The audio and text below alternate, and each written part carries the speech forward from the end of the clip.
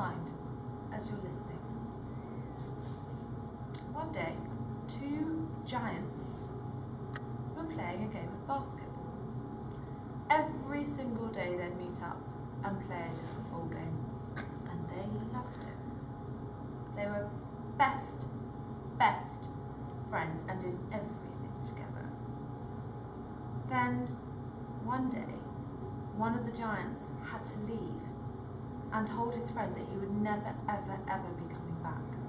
And his friend was distraught. So upset to think that he would never ever see his best friend ever again.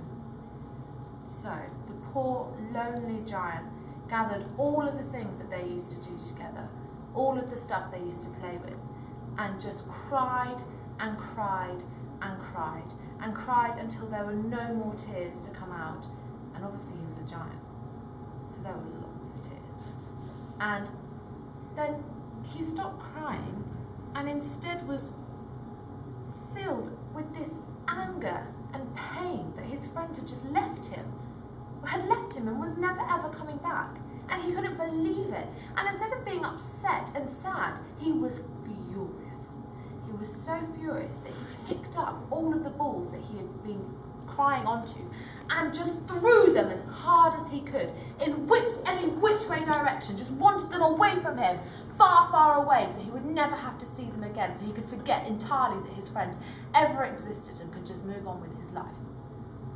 So these balls that had been thrown were travelling at millions and millions of miles an hour and went thousands and thousands and thousands of miles apart from one another. And then they all came to a halt and just carried on spinning. And one ball that had been at the top of the pile was so full of the giant's tears that it was pretty much all water. There were just tiny bits of dry on it. And that is how the world got its water. Because that ball was a world. Oh, I get it now. That was